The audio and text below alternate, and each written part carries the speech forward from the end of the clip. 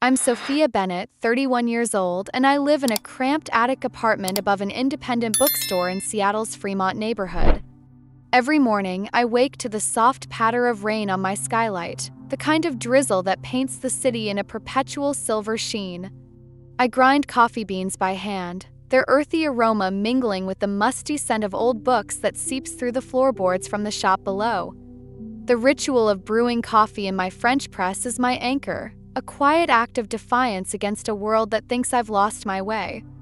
This is my sanctuary, a fragile corner of existence carved out amidst creaking stairs and dog-eared pages. But to my family, it's a symbol of my failure, a life squandered. They used to call me their golden hope, the bright, ambitious girl destined to become a doctor, the one who carried their dreams like a torch. In medical school, I was on track to fulfill that prophecy, my name etched on the family's pedestal alongside expectations as heavy as stone. But in my second year, the weight became unbearable. It wasn't drugs or scandal that broke me, no dramatic fall from grace. It was burnout, a slow, silent erosion that hollowed me out. Late nights blurred into endless exams, and the pressure to be perfect suffocated me. I felt like a candle burning at both ends, my flame flickering until it was snuffed out by exhaustion. I walked away, leaving behind lecture halls and white coats for a void I didn't yet know how to fill. Christmas dinners in my parents' sprawling Bellevue home, I plastered on a smile, nodding politely as aunts and uncles toasted my brother Ryan's successes. The clink of wine glasses and the warmth of the fireplace couldn't mask the truth. I was crumbling inside and no one noticed. My father, James, with his stern jaw and clipped words, stopped looking me in the eye. My mother, Margaret, dabbed tears from her napkin, whispering to relatives that I was just taking a break. Meanwhile, Ryan, my younger brother with his finance degree and corner office, slipped effortlessly into the role of the family's pride, leaving me as the shadow they'd rather forget. I carry that shadow still, a quiet ache that lingers like the damp Seattle air. Every morning, as I sip my coffee and watch the rain streak the window, I wrestle with the girl I was supposed to be. She haunts me, her stethoscope dangling like a noose. But in this small, book-lined world, I'm learning to breathe again, even if my family believes I've lost everything that mattered. Hey everyone, where are you watching this video from? Drop your country in the comments. Also, have you subscribed to the channel yet? If not, I highly recommend hitting that subscribe button now. These aren't just stories, they're life lessons that can help you navigate life more wisely. When I walked away from medical school, it was as if I'd torn a page from the family's storybook and set it ablaze. My father, James, with his steel gray eyes and unyielding expectations, didn't speak to me for 6 months. His silence was louder than any lecture, a cold void that followed me like a shadow. I'd catch him staring out the window of our Bellevue home during Sunday dinners, his jaw tight, as if my decision to quit was a personal betrayal. My mother, Margaret, was softer but no less wounding. She'd slip away after meals, her napkin crumpled in her hand, to cry in the kitchen where she thought no one could hear. "Sophia's just taking a break," she'd tell our aunts and cousins, her voice thin as a cracked eggshell. But her eyes betrayed her, a mix of pity and shame that cut deeper than my father's silence. Meanwhile, my younger brother, Ryan, stepped into the spotlight I'd left behind. With his finance degree from the University of Washington and a corner office in a sleek Seattle high-rise, he was the new golden child. His engagement to Emma, a poised woman from a prominent Mercer Island family, sealed his place as the embodiment of everything our parents had hoped for. Family gatherings, their praise for Ryan's achievements, his promotions, his waterfront condo, felt like a spotlight that cast me into darkness. To them, I was the failure, the daughter who traded a stethoscope for obscurity. The label clung to me, heavy and unyielding like damp wool in Seattle's endless rain. Desperate to fill the void, I started teaching tech basics to seniors at a cozy Capitol Hill café, where the air hummed with roasted coffee and lo-fi indie music. It was supposed to be a side gig, a way to pay my bills and quiet the gnawing sense of purposelessness. I'd sit with retirees, guiding their trembling hands through smartphone screens, their faces creased with frustration or wonder. Then I met Dorothy, 83, with silver hair pinned in a neat bun and a wit sharp enough to slice through any tech jargon. Her eyes sparkled like she'd stepped out of a classic Hollywood film, and her stubborn refusal to let a tablet defeat her made me laugh for the first time in months. One rainy afternoon, we tackled Zoom. For 40 minutes, we wrestled with microphones and glitchy Wi-Fi, Dorothy muttering, "This blasted thing hates me." But when the screen flickered to life, revealing her son's face from his Chicago apartment, time stopped. Dorothy's hand flew to her chest, her breath catching as she leaned closer, as if she could reach through the pixels to touch him. "Sophia," she whispered, her voice trembling with awe, "you brought my boy into my living room." Her eyes, brimming with tears, met mine, and in that moment, something inside me shifted. It was as if a match had been struck in the dark, its fragile flame warming the hollow spaces I'd carried for so long. That encounter with Dorothy wasn't just a lesson in technology, it was a revelation. Her gratitude, raw and unfiltered, pierced through the fog of my self-doubt. For the first time since leaving medical school, I felt a spark of purpose, a sense that I could build something meaningful, not for my family's approval, but for people like Dorothy who needed connection in a world that often left them behind. As I walked home that evening, the rain soaking through my coat, I felt a quiet resolve taking root.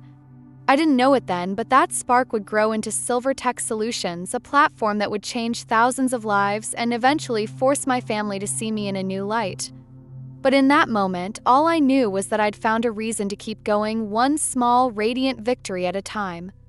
Those early tech lessons in the Capitol Hill Café, with its fogged windows and indie playlists, were the seeds of something I never expected. From those humble moments, guiding arthritic hands to tap screens, decoding the mysteries of Wi-Fi, I built SilverTech Solutions. It became a platform to empower people over 60 to navigate the digital world, teaching them to send emails, make video calls, even spot fake news before it spread like wildfire on Facebook. I poured my heart into designing an interface so intuitive it felt like a friend. Large text for weary eyes, screen readers for the visually impaired, voice commands for those whose fingers trembled. It was a labor of love, born from the spark Dorothy's gratitude had ignited, and within 3 years, SilverTech had grown beyond my wildest dreams. Over 80,000 users across the U.S., from rural Montana to bustling Miami, relied on it. Partnerships with public libraries and nonprofits poured in, each one a quiet validation of the path I'd carved. Every email from a user, stories of grandparents reading bedtime stories via Zoom or widows managing online banking, felt like a stitch mending the frayed edges of my soul.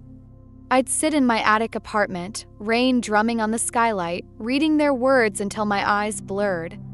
A 78-year-old from Boise wrote, "You gave me back my independence." A veteran in Tulsa said, "I saw my grandson's graduation because of you." These were my trophies, not framed degrees or corner offices, but lives touched, connections restored in a digital age that often left the elderly behind. Yet, the weight of my family's indifference pressed harder than ever. To them, SilverTech was nothing more than some online tech thing. Sunday dinners in Bellevue, where the clink of silverware punctuated conversations about Ryan's latest deal or Emma's charity galas, my work was a footnote, if it was mentioned at all. My father, James, would grunt and change the subject. My mother, Margaret, offered tight-lipped smiles, her eyes flicking away as if my choices were a stain she couldn't scrub out. Ryan, ever the golden son, never asked how my platform was doing, too busy basking in the glow of his own success. I'd sit there, stirring my soup, the word failure echoing in my mind like a verdict I couldn't appeal. They didn't know about the late nights coding accessibility features, the grants I'd secured, or the thousands of lives SilverTech had changed. They didn't care to know. The disconnect gnawed at me, a dull ache that followed me home. As I watched Seattle's skyline flicker through my rain-streaked window, I wondered if I'd ever outrun their judgment. But in the quiet of my apartment, surrounded by user testimonials and the hum of my laptop, I felt a flicker of defiance. SilverTech wasn't just a platform, it was proof I was building something real, something lasting. and maybe, just maybe, that would be enough.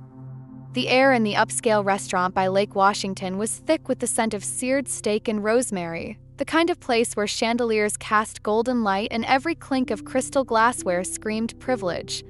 It was the night of a family dinner, a prelude to Ryan's engagement party, and I sat at the polished mahogany table, feeling like an outsider in my own story. My mother, Margaret, with her pearl earrings and practiced smile, introduced me to Emma, Ryan's fiancée, as our free spirit, her voice dripping with a condescension so subtle it could pass for kindness. The words landed like a slap, reducing my life to a whimsical footnote. I forced a nod, my fingers tightening around the stem of my water glass, as if it could anchor me against the tide of their judgment. My father, James, leaned back in his chair, his eyes cold as the lake outside. "Teaching old folks to push buttons," he said, his voice laced with mockery. "Real noble work, Sophia." The table chuckled, a sound that sliced through me like a winter wind. Ryan, ever the golden sun, smirked under his breath, his polished cufflinks glinting as he reached for his wine. I stared at my plate, cutting my steak into smaller and smaller pieces, each slice a silent act of restraint. The urge to scream, to tell them about the thousands of lives I'd touched, burned in my throat, but I swallowed it down, bitter as the coffee grounds I'd scrubbed from my French press that morning. I'd learned long ago that defending myself only deepened their dismissal. As the evening wore on, the conversation swirled around Ryan's latest promotion, Emma's charity work, their perfect life unfolding like a glossy magazine spread. I faded into the background, a ghost at the feast, my heart heavy with the weight of their indifference. But then a spark pierced the darkness. 2 days earlier, my inbox had pinged with a submission for SilverTech Stories That Shine campaign, a project where users shared how our platform changed their lives. I hadn't expected the name attached, Emma. She didn't know I was the Sophia behind SilverTech, the woman who'd built it from nothing. In the video, Emma sat in a softly lit living room, her hand clasped around her grandmother Evelyn's, an 82-year-old with silver curls and a smile that radiated warmth. Evelyn spoke of losing her husband, of the loneliness that had settled like dust in her Portland home. "SilverTech gave me back my family," Emma said, her voice cracking. Weekly video calls, online grocery orders, it made Grandma feel alive again. Evelyn looked into the camera, her eyes glistening. "Thank you, Sophia," she said. "You helped me feel human again." I watched that video 3 times in my attic apartment, the rain drumming outside, my heart pounding so hard I thought it might break through my ribs. It wasn't just gratitude, it was proof that my work mattered, that I'd built something real in a world that tried to erase me. But sitting at that dinner table, surrounded by my family's scorn, I kept the secret close, like a talisman. I didn't tell them about Emma's video, didn't mention the 80,000 users or the libraries adopting SilverTech. The truth felt too precious to spill into their dismissive hands. Not yet. As I pushed my plate away, the steak barely touched, I caught my reflection in the restaurant's floor-to-ceiling windows. The woman staring back wasn't the failure they saw, she was someone who'd turned pain into purpose. The video played in my mind like a beacon, Evelyn's words a quiet fire warming the cold corners of my soul. I didn't know it then, but that spark was about to ignite something bigger, a moment that would force my family to see me, not as their disappointment, but as the woman I'd become. The night of Ryan's engagement party felt like stepping onto a stage where I'd never been given a script. The restaurant, a gleaming jewel in downtown Seattle, glowed with amber light from chandeliers that hung like constellations. The air carried the rich scent of toasted brioche slathered with truffle butter, mingling with the faint tang of expensive wine. I arrived 10 minutes early, a habit born from years of trying to prove I wasn't the failure they thought I was. Defying my mother's emailed edict, no black, no pantsuits, something feminine, I wore a sapphire blue dress, its clean lines hugging my frame with a quiet boldness that felt like armor. As I took my seat at the far end of the long, polished table, I was invisible again, a faded photograph tucked into the family album, easy to overlook amidst the clatter of silverware and the hum of self-congratulatory toasts. The room buzzed with the elite, Ryan's colleagues, Emma's Ivy League relatives, my parents basking in their son's reflected glory.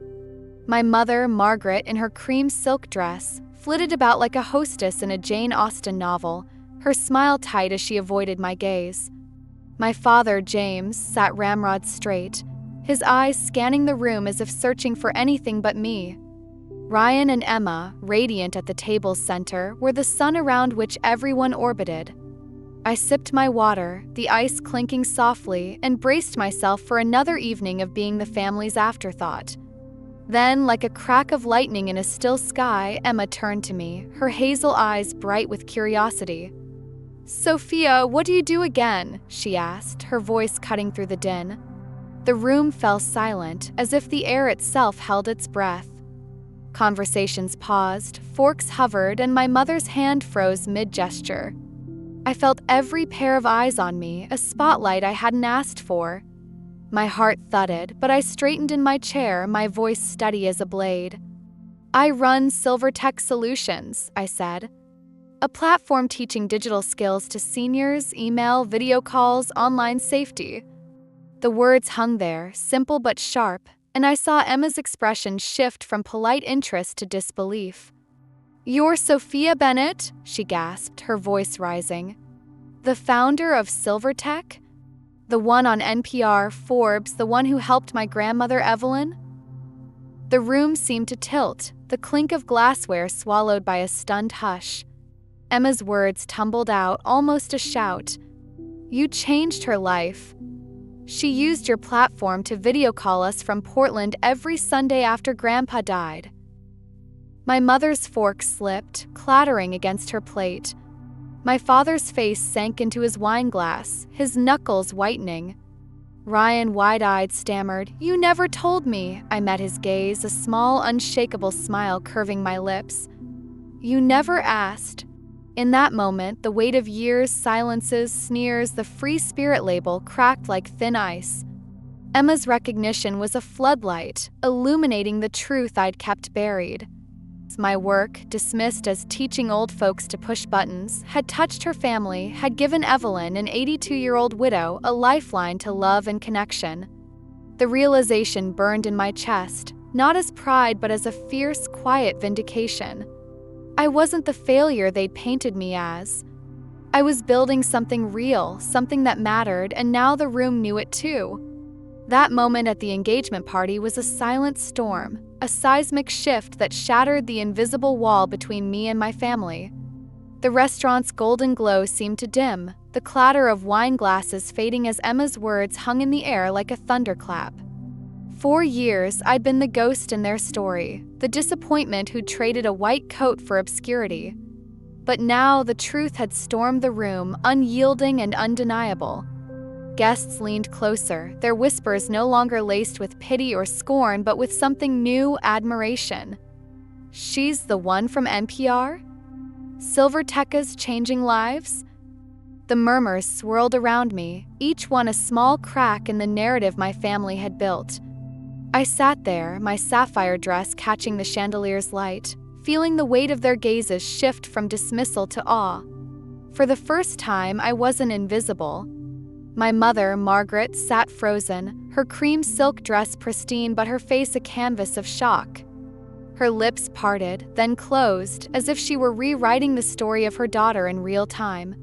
My father, James, stared into his wine, his knuckles still pale, as if grappling with a truth too heavy to swallow. Ryan, my golden boy brother, shifted in his seat, his usual confidence replaced by a flicker of unease. Emma, oblivious to the chaos she'd unleashed, kept talking, her voice bright with reverence. "Grandma Evelyn said SilverTech gave her back her purpose," she said, her eyes locked on mine. "You're kind of a hero, Sophia." The word, hero, felt foreign, like a garment I wasn't ready to wear. But it settled into my bones, warm and unfamiliar, stirring something I hadn't felt in years, pride. The rest of the evening passed in a strange, shimmering haze. Toasts were raised, but now they included hesitant nods to Sophia's impressive work. My mother's smile was tighter, her eyes darting to me as if seeing me for the first time.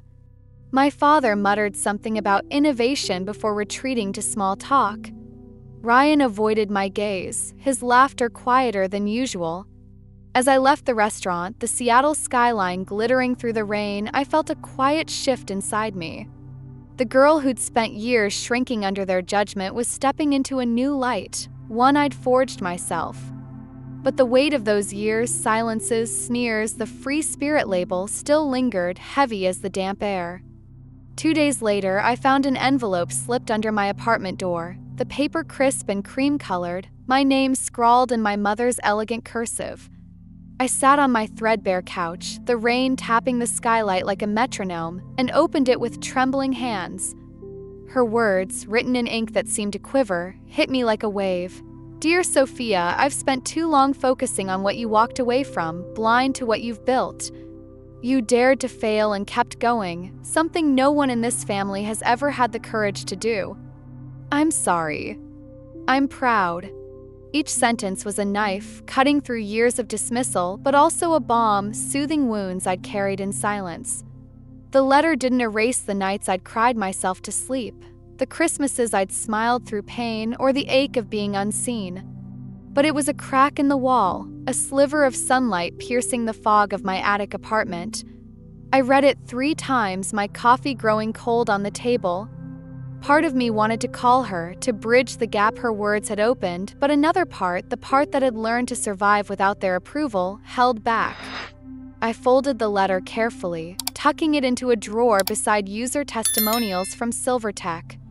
It wasn't forgiveness, not yet, but it was a start, a fragile thread connecting the daughter I was to the woman I'd become. That night, I stood by my window, watching Seattle's lights flicker through the rain. The city felt alive, pulsing with possibility, and for the first time I saw myself as part of it, not as the failure who'd left medical school, but as the architect of something meaningful. The letter changed nothing and everything. My family's years of indifference couldn't be undone by a page of ink, but it stirred a quiet resolve in me. SilverTech wasn't just a platform. It was my rebellion, my redemption, my proof that failure could be the foundation for something extraordinary. As I traced the raindrops on the glass, Evelyn's face from the video flashed in my mind, her gratitude, her humanity.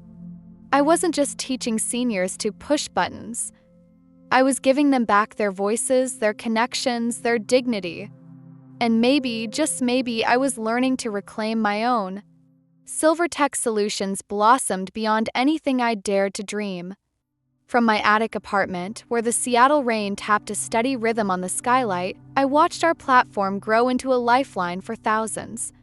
We launched the Digital Dignity Campaign, a mission to bring technology to the overlooked corners of America, rural libraries in Oregon, community centers in California's Central Valley.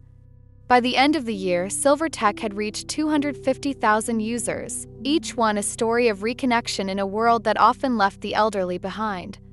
Late at night, I'd scroll through user emails, their words glowing on my laptop screen like stars. One stood out, a 92-year-old man from a Montana ranch, his words shaky but resolute. "Thanks to SilverTech, I applied for a passport online," he wrote. "I'm flying to Boston to meet my great-granddaughter. My first flight ever." I sat back, tears streaming down my face, not for the numbers or the accolades, but for the quiet miracle of his journey. Those small steps, clicks on a screen, carried the weight of a life reclaimed. The world began to notice. Libraries sent thank you notes, nonprofits begged for partnerships. But it was the human stories, like that Montana grandfather's, that kept me awake, my heart full in a way medical school never allowed. I'd built something that mattered, not for glory, but for meaning. Yet the true test came at Ryan and Emma's wedding, held in a glittering hotel overlooking Puget Sound. The ballroom sparkled with fairy lights, the air rich with sea salt and champagne. My mother, Margaret, in a flowing gown, caught me by surprise. "This is my daughter, Sophia," she said to a guest, her voice steady with pride. "She runs a national organization." The words felt like a foreign language, a melody I'd never heard from her lips. I stood taller, my emerald dress catching the light, no longer the ghost I'd been. Ryan approached later. his tie slightly loosened, his usual polish softened by champagne and unease. "You're speaking at Google's tech conference?" he asked, a shy grin breaking through. "I'm proud of you, sophomore." For a moment, I saw the boy who used to steal my cookies, not the brother who'd outshone me. I smiled, a real one, but shook my head. "Thanks, Ryan," I said softly, "but I don't need it anymore." I'd found my light in the rain-soaked streets of Seattle, in the aroma of roasted coffee, in the gratitude of strangers whose lives I'd touched. As I stood by the ballroom's windows, watching the ferries glide across the Sound, I felt whole, not because my family finally saw me, but because I'd seen myself all along. Back in my attic apartment, where the Seattle rain sang its endless lullaby against the skylight, I crafted a final gift for Emma and Ryan. It was a secret, a custom version of SilverTech Solutions tailored for the Portland nursing home where Evelyn had spent her final years. I spent late nights tweaking the platform, ensuring it was intuitive for residents with frail hands and fading eyesight, embedding voice prompts and large print guides. With it, I included a handwritten note, my pen pausing over the paper. "Some connections outlive misunderstandings. Thank you for helping Evelyn find her voice." I mailed it without fanfare, no press release, no expectation of applause. It wasn't for them, it was for Evelyn, for the thousands like her whose quiet victories had become my North Star. As I sealed the package, the rain outside softened, and I felt a stillness settle in me like the calm after a storm. In my tiny kitchen, I taped a quote to the fridge. "They'll call you a failure until they ask how you did it." No author, no flourish, just truth. I caught my reflection in the window, Seattle's twinkling lights framing me like a constellation. The woman staring back wasn't the broken medical student or the family's disappointment. She was whole, radiant, built from pain and purpose. I'd found my light, not in my family's approval, but in the lives I'd touched, the connections I'd forged. It was mine, and no one could hand it to me or take it away. This journey taught me 3 lessons I want to share. First, failure is not the end, it's a doorway to reinvention if you're brave enough to walk through. Second, the quietest work can make the loudest impact. Every small step you take for others builds a legacy. Third, your worth doesn't need validation from those who can't see you. Find it in the mirror of your own heart. This story stirred something in you. If you believe in quiet triumphs and second chances, please subscribe to my channel.